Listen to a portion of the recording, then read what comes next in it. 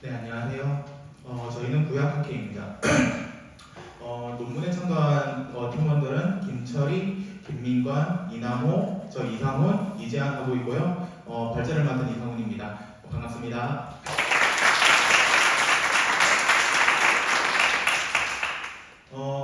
이번 주제가 정의와 공의잖아요. 정의와 공의 하면은 이제 성경에서는 창세기 18장 19절에서 정의와 공의 이 두 용어가 사용이 됩니다. 그리고 구약학자인 웰키라고 하는 사람이 하나님의 통치를 인식하면서 사회 질서를 진전시키는 삶, 그 모든 구성원들의 삶을 증진시키는 공동체 안에서의 삶의 방식으로 이 두 용어가 사용되었다고 또 정의를 내리고 있는데요. 이제 정의와 공의의 사전적 의미를 여기 PPT를 통해서 여러분들에게 보여드리겠습니다. 정의 같은 경우에는 중재를 통한 결정, 법률 소송, 신적인 명령 이런 게 있고, 또 공의 같은 경우에는 흠이 없는 행동, 하나님의 신적인 심판, 또 사회 정의, 이런 여러 가지 의미들이 있습니다. 자, 우리가 정의하면은 딱 생각나는 이제 성경은 아마도 아모스일 거예요. 아모스를 정의의 예언자, 우리 흔히 얘기하잖아요. 아모스에서 정의를 물같이, 그 다음에 공의를 강같이 흐르게 하리라, 이런 말씀도 우리가 성경을 잘 모르는 사람도 한 번쯤은 들어본 구절입니다. 그래서 저희가 아모스를 좀 중심으로, 특히 5장을 중심으로 정의와 공의에 대해서 좀 발표를 하고자 합니다. 아모스의 이름의 의미는 진진자라는 뜻이고요. 아모스가 활동하던 시대는 유다 왕국 출신으로 북이스라엘 왕국의 여로보암 2세, 주전 787년에서 747년 사이이고, 유다 왕국의 우시야, 주전 781년에서 741년 동안 아마도 그 아모스라고 하는 예언자가 활동했지 싶습니다. 아모스가 이해하는 하나님은 크게 세 가지가 있습니다. 첫째, 만민의 하나님입니다. 아모스는 1장에서 2장에 걸쳐서 등장하는 작은 나라들의 문제를 열거하고, 북이스라엘과 같은 다른 소국들 모두에 야훼가 동일하게 간섭하신다고 고백을 하고 있습니다. 또 6장 14절 같은 경우에는 한 나라를 일으켜 이스라엘을 멸망케 하겠다, 이런 메시지가 나오는데, 이제 아모스 스스로 외국의 통치권도 하나님 손에 달려있다라고 고백하는 내용입니다.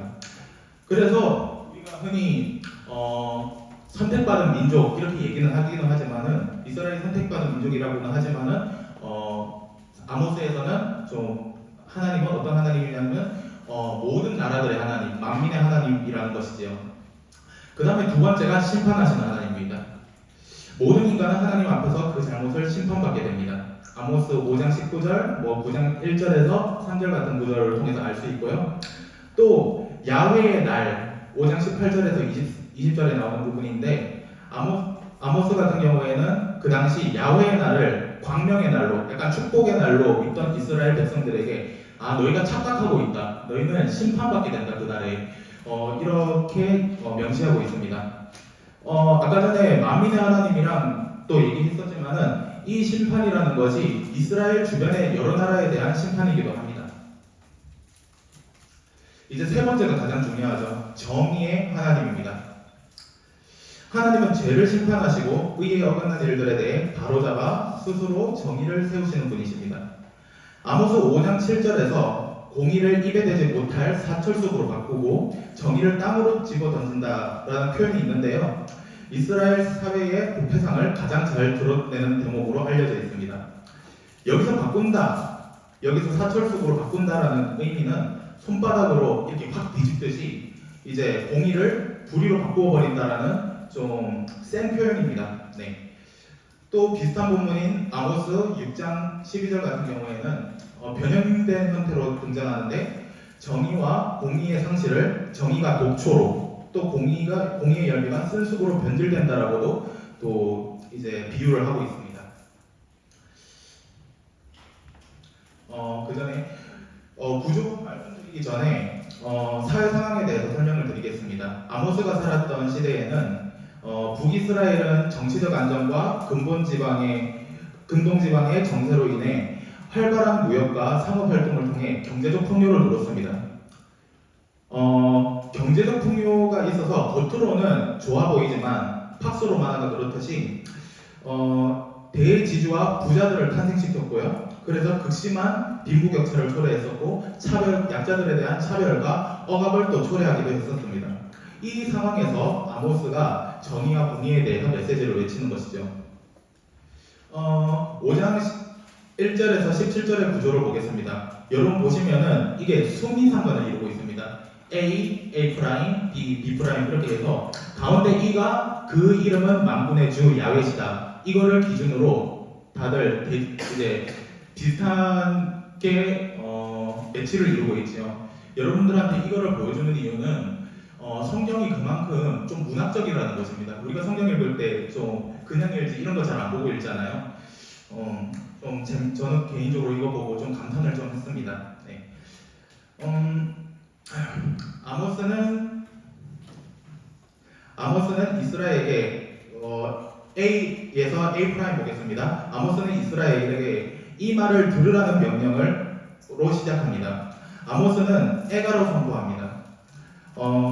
A 프라임에서는 그 내용을 구체적으로 밝히고 있는데 어느 곳으로 가더라도 통곡의 소리가 들리고 사람들은 신음하고 또 아름다워야 할 포도밭이 통곡의 장소로 변했기 때문에 애가를 부른다라고 나와 있죠. 또 B랑 B 프라임을 보겠습니다. 비극적 상황에 대한 반응으로 비극의 당사자들은 어떤 자세를 취해야 하는가 질문하고 있는데요. 심판 안에서 구원받을 길은 오직 하나님을 찾는 것, 하나님을 찾는다라는 구절이 좀 중요합니다. 선을 구하고 하나님의 공의를 이 땅에 세우는 일입니다. 당시 이스라엘 백성들은 성소, 여기 아모스에 등장하는 성소들은 베델, 길갈, 브엘세바 같은 장소들이 있는데 이 성소를 찾는 것이 하나님을 찾고 있는다라고 생각을 했었죠. 하지만 아모스는 그렇지 않다고 얘기합니다. 성전에서 하나님을 만난다는 신앙을 가지고 절기마다 열심히 성소를 찾아가는 그들의 의도가, 그 이스라엘 백성들의 의도가 분명히 하나님을 찾으려고는 했겠지만은 제 형식만 남게 되고 이스라엘 백성들의 삶은 성소가 아닌 진정으로 하나님을 찾을 때 살게 된다고 아모스는 또 말하고 있습니다.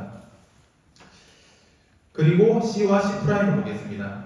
심판의 대상이 되는 이들에 대한 언급이 나와 있죠. 이들은 어떤 사람들이냐면은 개역개정 번역으로 쓴수, 새 번역으로 쓰디 쓴 소태라고 번역되는 이 신글로 이제 비유를 하는데 고통스러운 상황에 이제 사용하는 비유입니다. 정의를 쓴수로 만든 것은 입에 대지 못하는 가치 없는 것으로 만들어버리고 공의를 땅에 버리는 것은 그 가치와 사상을 전혀 모르지 않도록 만들어버린다는 것을 의미하죠. 또 이런 사람들은 아모스는 범우주적이고 세계적인 아까 전에 말했지만 만민의 하나님에 대한 능력과 힘을 묘사합니다. 그 다음이 마지막 가장 중요한 이 같은 경우에는 그 이름은 만군의 주 야훼시다 중요하게 드러내고 있죠. 이 하나님은 야훼는 이스라엘에만 국한된 신이 아닙니다. 만국과 모든 신들 위에 군림하는 분이시고 온 세계, 온 우주를 다스리는 분으로 묘사가 됩니다. 그 다음이 우리가 C를 보시면 정의를 강같이 공의를 물같이 이 구절 유명한 구절이 나오는데 이것도 마찬가지로 18절에서 27절 사이에 이제 수미상관을 이루는 것을 우리가 볼 수가 있죠.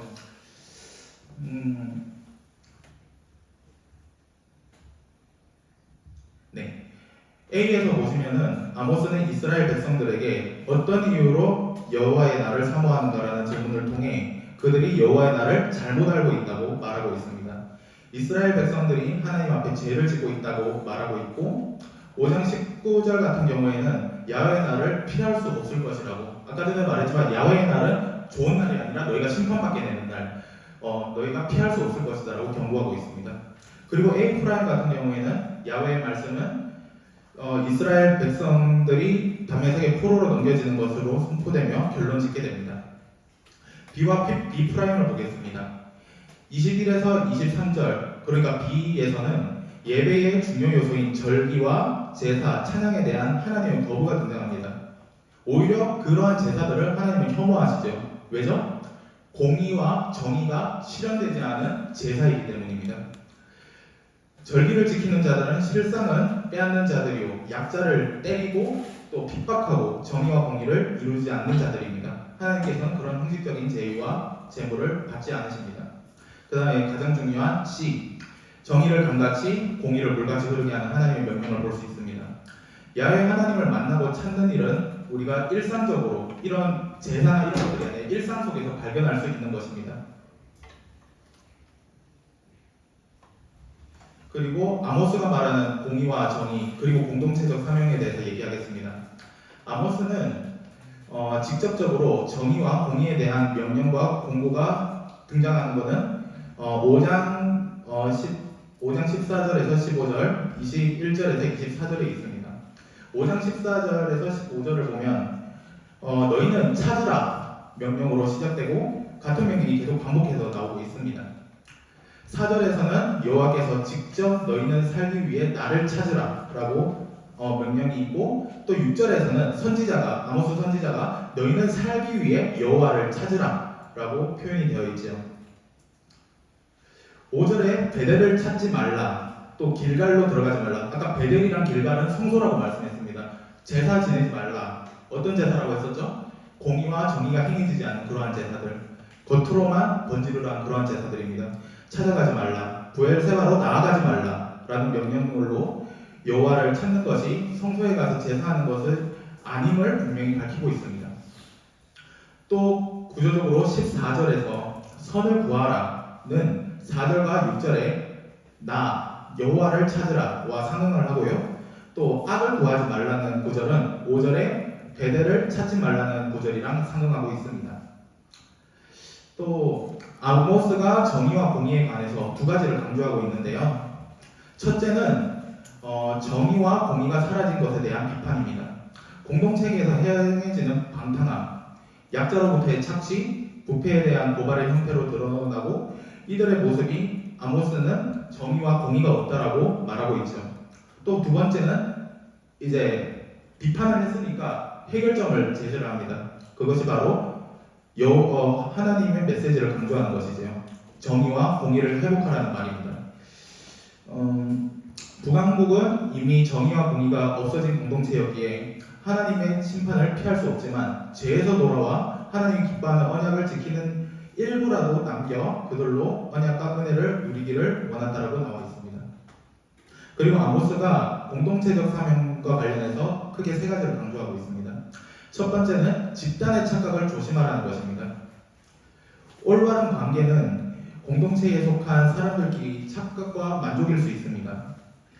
북왕국이 한 실수는 약자를 돌보지 않고 사회적 불의를 행하면서, 그러면서도 성소에서는 성스럽게 예배를 드리는 것이죠. 이거는 우리가 자기만족이라고도 생각할 수 있는 것입니다. 두 번째로는 정의와 공의를 좁은 의미인 법대로 사는 것으로 해석하지 않는 것입니다. 정의와 공의는 하나님의 사랑이 담겨 있습니다. 정의가 인애 혹은 자비를 의미하는 단어 헤세드와 함께 쓰이는 것에서도 이것을 우리는 알 수 있습니다. 세 번째로는 약자를 보호하라는 것입니다. 구약에서 재판과 같은 제도는 부유하고 힘 있는 사람에게 그리 중요하지는 않았을 것입니다. 하지만 하나님이 보시는 것은 부유한 자들이 아니라, 힘 있는 자들이 아니라 약자들이죠.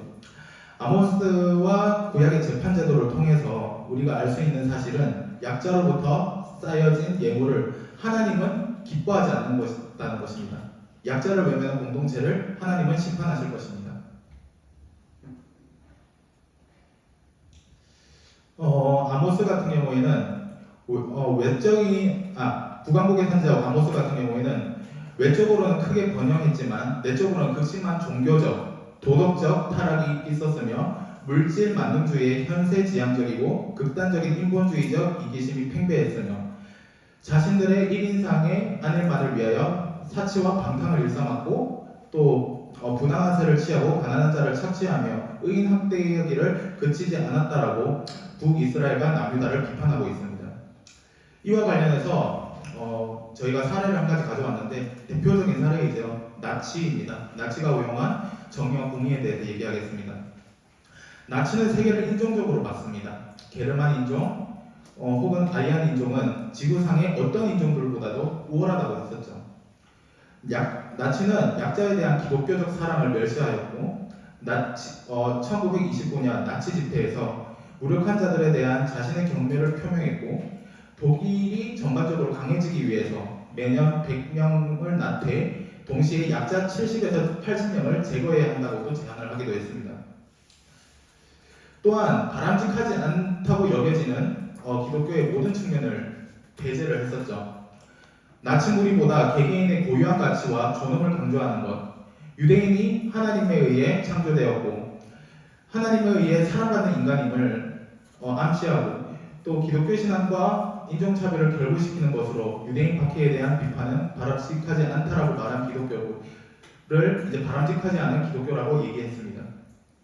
나치는 독일 기독인 운동을 통해 히틀러와 독일인들이 유대인으로부터 세상을 구한다는 식의 기독교 교리를 만들었습니다. 독일 기독인 운동 폴크는 민족 우월주의에 기반을 둔 초교파 독일 제국 교회를 위한 활동으로서 거기에서 활동한 사람 중에 레플러라고 하는 사람이 있는데요. 레플러는 독일을 십자가의 희생을 벗기고 어떤 폴크도 제공할 수 없었던 구원의 섬김을 세상에 제공하기 위해 선택받은 유대인의 대항 폴크로 부르는데 아무런 부끄러움이 없었다고 진술하였습니다. 나치가 행했던 모든 행위들을 정당화하기 위해서 독일 나치의 설교자들은 자신들의 입맛에 맞게 독일 나치 사상에 맞추어 기독교 교리를 변질시켰고 또 히틀러를 식격감하면서 히틀러를 구원자 예수와 동일한 인물로 내세우기도 하였습니다. 아모스에 나오는 모든 것을 범죄하고 있는 나치와 독일의 기독론이 관통하고 있다라고 우리는 볼 수 있습니다. 이제 결론을 얘기하겠습니다. 아모스서가 말하듯이 하나님의 공의와 정의는 여전히 존재합니다. 하나님의 정의와 공의를 행하라, 이렇게 물같이 흐르게 하라 이렇게 말하는 것 자체가 이미 있다라는 것을 전제하고 있으니까. 하지만 나치의 사례에서 볼 수 있듯이 해석하는 인간의 욕심과 사회적 관념에 따라서 원래의 하나님의 공의와 정의는 시대에 따라서 변화하고 변질될 수도 있는 것입니다. 아모스서는 정의를 잃은 나라와 사회적으로 부패한 자들의 예배를 비판하며 그 종교를 심판합니다. 아모스서가 우리에게 주는 교훈은 우리 기독교인들 공동체가 사회정의에 대한 참여를 하지 않는다는 것은 하나님께서 전혀 기뻐하지 않는다는 것입니다. 내년에 로잔 대회라고 복음주의 이제 대회가 우리 서울에서 이루어질 예정이죠. 거기에서도 얘기하는 게 마찬가지이죠. 개인 구원뿐만이 아니라 사회 구원도 강조하는 그런 것입니다. 그리고 인간 세상에 하나님의 공의와 정의가 실현되려면 우리의 일상 속에서 끊임없이 우리는 하나님을 찾아야 할 것입니다. 우리가 이제 제가 마치면서 말씀을 드리고 싶은 건 제가 이거를 발표를 준비하면서 저 스스로에게 좀 성찰해보는 시간이었던 것 같습니다. 내가 예배를 드리는 게 어떤 의미가 있는가? 내가 이 예배를 통해서 어떤 힘을 가질 수 있는가? 우리가 결국 종교라는 것은 아까 전에 이상철 교수님 수업 들었었지만 종교라는 것은 결국에는 함입니다. 실천해야 하는 것입니다. 또한 우리가 한신대학교가 사회적 투쟁을 많이 가지는 하지만 그 투쟁이 정말로 그 약자들을 보호하기 위한 약자들의 권리를 지지하기 위한 그러한 투쟁인지 또 개인적으로는 좀 성찰해보는 시간이었던 것 같아요. 그들의 삶에 내가 제대로 고민하고 있는지 함께 그런 시간을 갖게 되었습니다. 여러분들도 이제 이거 끝나고 아모스서를 좀 같이 읽었으면 좋겠고요. 읽으면서 우리 시대에 행해야 하는 공의와 정의가 무엇인지, 우리는 예배를 왜 드리는 건지 함께 공부했으면 좋겠습니다. 감사합니다.